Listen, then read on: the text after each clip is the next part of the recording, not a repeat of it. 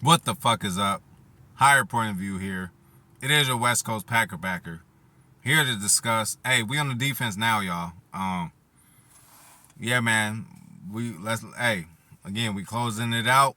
Week 3. Time to talk about the defense. So yeah, turnover battle, 2-2. We broke even, so whenever you break even, we got a fair chance to win the game. But whenever we win the turnover battle, if we were to get 3 turnovers, they were to get 2. If we were to get 4, they were to get 2. If we were to get 1, they were to get 0. Anytime you have a turnover, that gives you an advantage in the game, especially if you get points off of turnovers, which we did in this game, but it's good that we can at least do half of the mission, and hopefully the next games that come up, we can do both of the missions. Stop them, and points off turnovers. So that's that. But third downs, man, Tampa Bay, again, let me say it now.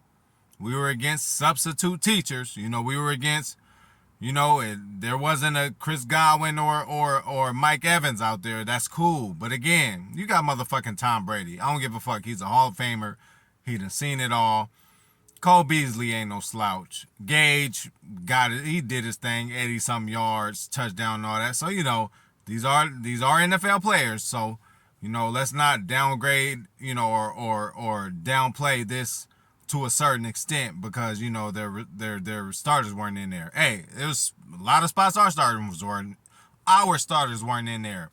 Also, Jair missed some time, so you can go both ways with that shit. But that's what it is. But for real, I love, as you see in my video, check out Higher Point of View Boulevard, my new series. Where I'm going over a little bit of film. It's gonna be, you never know what it's gonna be. You know what I'm saying? What part of the game I'm looking at per game, what I think is making an impact. It might be X's and O's strictly, or it might just be about aggression and tone setting and just attitude throughout the whole game. So it could be anything. It's just what I see in each game and why I think we have certain advantages. So that's what Higher Point of View Boulevard is about.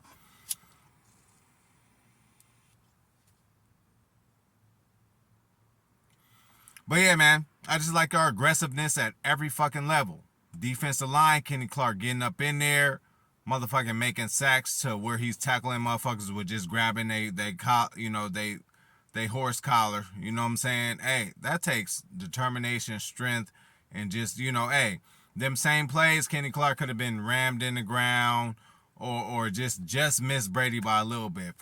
For him to have the effort to just reach out, grab the back of his shoulder pads and bring him down off of his strength and get a sack. Hey, fucking great move by Kenny Clark. When motherfuckers do score against us, it's fucking hard. Fuck that Minnesota shit. I ain't think about that. That's an anomaly of, our season. That's basically the New Orleans of last year. Fuck that Minnesota shit. All I can remember is Justin Fields on the touchdown that he did score. Oh, he tried. And he tried damn hard. He had to jump in, extend after a successful run play and really risk getting injured or getting hit for making a touchdown. If you gonna score, that's how you gonna score on us. We ain't letting motherfuckers just walk in on there on us. Same thing with motherfucking the only touchdown we gave up in the Tampa Bay game. Late in the game with fucking like 2 minutes left. Held them scoreless for fucking, or touchdownless for fucking 60 minutes almost. When the motherfucker Gage did catch the pass, that motherfucker got up limping. Hey, look at Tampa Bay's touchdown that they did on us. His own teammates picked him up off the field. That motherfucker was done. He was hurt. Hey, if you do score on us, motherfuckers, y'all gonna pay for it. So, I just love the tone that the defense is setting. So that's where I'm going at with this.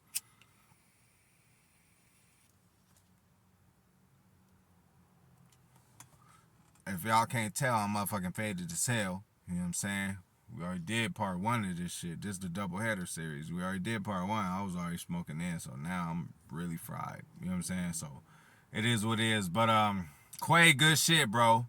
Continue to do what the fuck you been doing. Just getting better in different aspects of the game. First couple games we seen you in coverage. We seen covering the run pretty good. This game, what was significant is you was rushing the passer over the middle, over the edge. They looking at you. You might be the third fucking rusher. I know I gave it to JJ. Kingsley and Kabare, but you might be that third rusher who they choose as the third guy. Because, again, we got a Chris Barnes, man. And, again, our strength is our strength. Too bad we got fucking 3 great running backs, okay? We're going to be able to use them all, especially when Colin Hill comes back. Too bad we got fucking 3 good-ass fucking linebackers. Hey, Quay. Have Quay rush. Have Chris Barnes come in and spell him. And, just let Quay show what he could do off the, line of scrimmage, That would be cool. I just like that they mixing them up.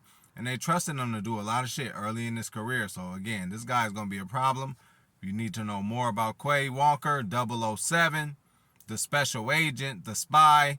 Going to look at my weekly videos for Draft and Develop. My other series, Draft and Develop, where I'm just talking about every rookie that we have week by week, what they doing in the games. Again, so when they become stars and become big-time players, you already know it was coming because I'm breaking this shit down week by week. That was my idea on that.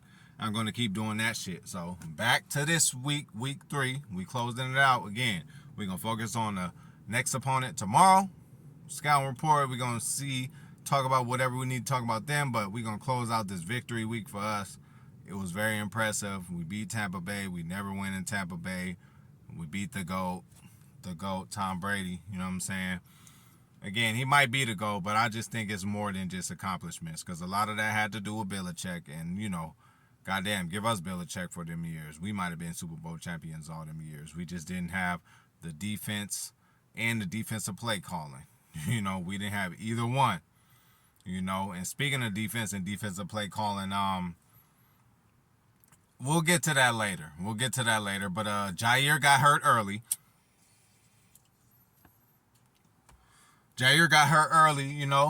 He missed some, basically the whole game. Keyshawn Nixon comes in. That's when the game actually changes, and I think it changes for the better. Again, Jair got hurt so early, we don't know what the fuck would have happened if he would have stayed in for the whole game plan. I'm sure he probably would have got a pick. I'm sure he would have shut down whoever he needed to shut down. I'm sure this game probably wouldn't be as close as it was, but Keyshawn motherfucking Nixon came in and did his thing. I already done heard the shit again. Negative Packers fans. Oh, man, he made so many tackles, but he tackled people after they caught the ball after 10 or 15 yards. First of all, this motherfucker, he was on special teams only up until this point after 3 games. You know what I'm saying? He wasn't in the game plan. They wasn't planning on Jair getting hurt.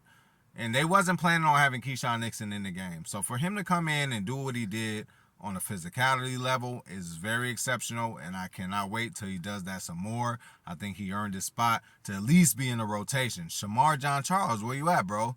Because in this case, in this situation, Packer fans might have thought that you have gotten this shot. You know this defense. You've been in this defense for 2 years. He just came on this year. So we was expecting to probably see you then. So that even speaks more volumes of, God damn it, shout out to Goody for signing Keyshawn Nixon. I know it probably had a little to do with Bisaccia because he is a special teams guy. But just like he said with his, he said, hey, I ain't just a special teams guy. I'm a defender too. That's what I do. I'm a defender. I just happen to be on special teams right now. So, hey, you could do both, bro. You could be a Sam Shields type, like, a guy who comes in and we don't expect him to do what he doing. Hey, bro, you looked really good, bro. Even when the passes were to you, Brady tested you. You know what I'm saying? He threw the ball to you and you were up for the contest. That touchdown, would-be touchdown that he threw, hey, you were right there getting physical, not physical to the point where they had to call a flag. And they had that flag ready for Brady. Brady gets all the calls. I ain't mad. The GOATs get all the calls. Hey, when Michael Jordan went to Washington, this motherfucker was calling his own fouls. He was in the middle of a fadeaway shot and looking at the ref like, hey, this is a foul. 2 seconds later, beep, this motherfucker call a foul. So, again, the greats get the calls, man. They get the benefit of the doubt. So even on top of that, with all them flags and just unnecessary shit like that Adrian Amos shit, that was not a fucking penalty. He swiped late, and the timing that he swiped was at the same time that the motherfucking ball was coming. That was just the refs, on that Brady train. Brady at home. We're going to get a guy what he wants, but we were still strong enough on defense to break that. So that is fucking great to see.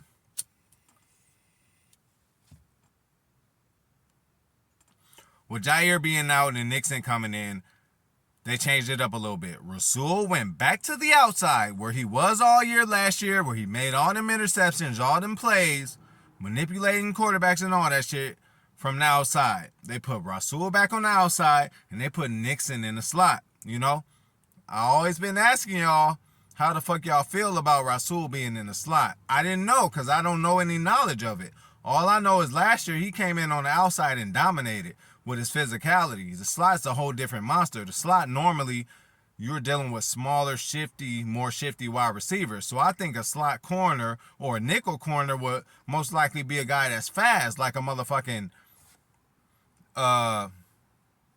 Eric Stokes. You know, I would have expected him to be in the slot. You know, I put him in the slot on Madden because his speed is just off the chain. And again, like I told you, slots are shifty. You know, again, they got big slots out there too. They putting Cooper Kupp in the slot.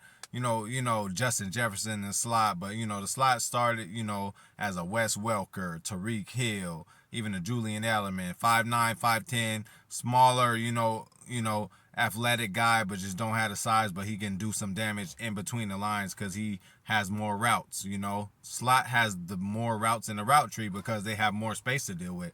Motherfucker on the outside ain't gonna be able to do certain kind of routes, out routes and other kind of short routes to hurry up and get a catch because the field doesn't, have enough space for them to do that. So,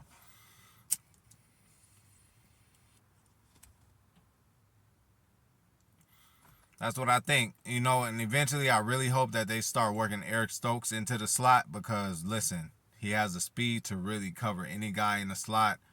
And again, last year he got thrown into the number one role. I don't know if that was their plan. Maybe last year they would have thought about putting Stokes in the slot to begin with, but Jair got hurt, so they had to throw him on the outside. Then he became accustomed to the outside. I don't think they throwing him into the slot because they like this is only a second year. Let's let him get this whole outside concept first.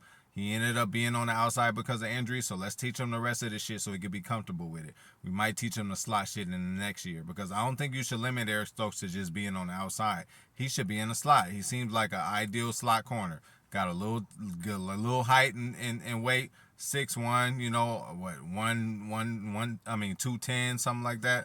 That's cool. But speedy guy, 4'3", can cover, has the makeup speed to, hey, even if his slot does catch a quick little slant, he'll be there for the tackle, everything. But they haven't taught him that yet. I would love Rasul to be on the outside, Stokes to be in the slot, and Jair on the other side. But right now, I think Jair is smart enough. Kind of to answer your question, TR, because I was going to mention this, bro, and thank you for asking that question because, you read my mind, bro. I was already thinking about this. Again, I like Rasul on the outside. That's what he played all last year, got all them interceptions with. Now he's on the slot, slash, nickel, whatever.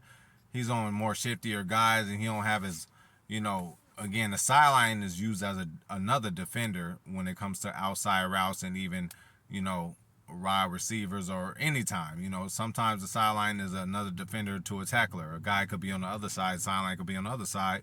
A player who's less physical might want to run to the outside and just run out of bounds because he's not physical. So that helps. But yeah, man.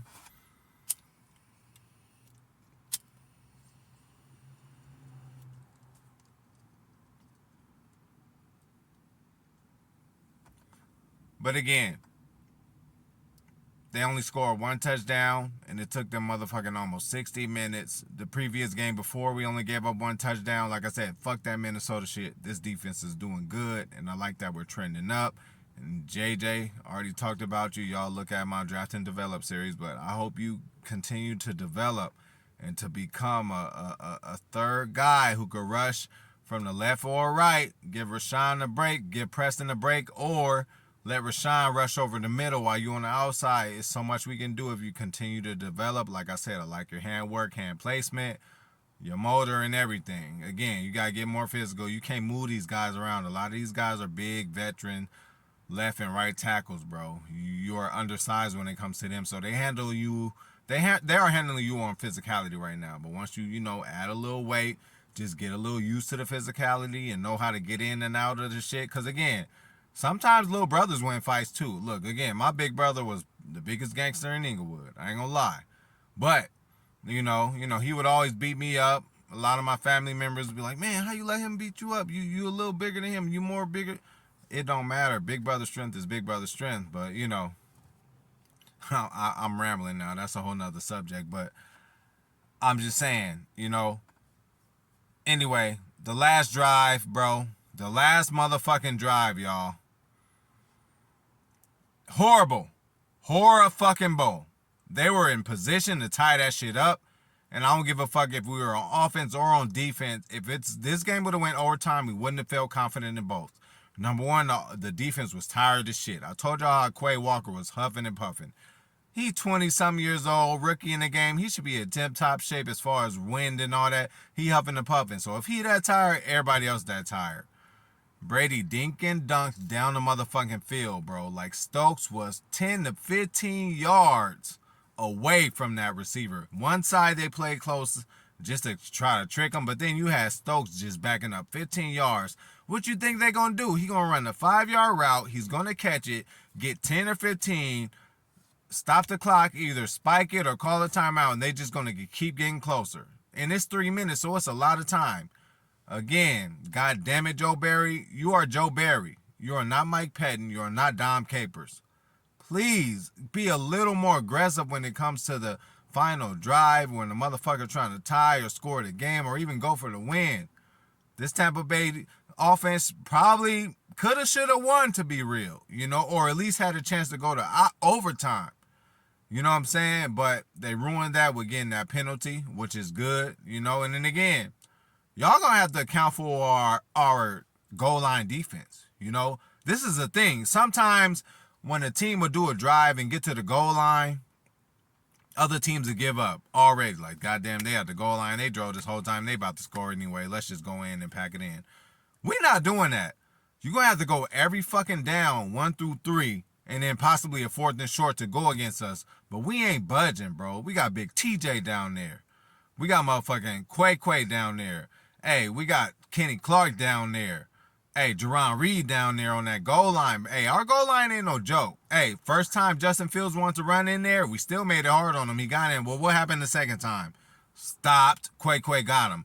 What happened this time? Hey, it was on the goal line first, but they got the penalty. That ain't on us. That's on them. And then they decided to try Davante. Now, again, what did Aaron Rodgers say? He said, the first thing I notice about these linebackers is their size. When you line up and you see these 2'6'4" behemoths sitting there right in front of you, it makes you think of something else. What the fuck you think happened to Brady after they got that penalty where he tried to throw that pass and Davante said, bye-bye, onto the hoodie? You know, what y'all think happened there?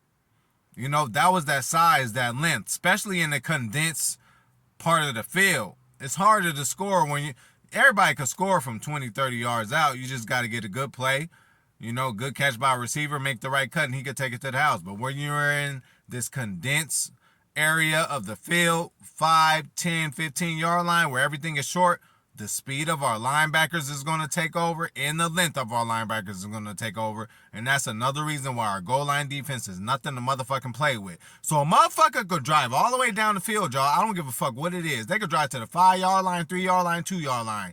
Still feel confident and watch this defense at the goal line stop motherfuckers to where they got to go to it, got to go for it on the 4th and short. Or a motherfucking, you know, or we're going to stop them and they're going to make a field goal. That shit makes a big difference, man. Them getting 7 every time, that'll kill us in games, especially playoff games. We need to have everything covered, no stone unturned. I hope I said that saying correctly. But yeah, man, hey, that's what I got for the motherfucking defense, y'all. Again, it's, you know, it was time to get critical. We were doing very good, but if I had to nitpick, that's what the fuck I'm looking at. Shout out to everybody. Please like the video. That shit is just free as a motherfucker, you know. And we gonna move on to the hoodie, man. New England is next at the goddamn house. I expect good things, and I expect us to learn, you know. We gonna get more into that tomorrow or whenever I do that shit, you know, as far as looking at our next opponent. But, hey, y'all, have a motherfucking good night. And, shit, if you seen this in the morning,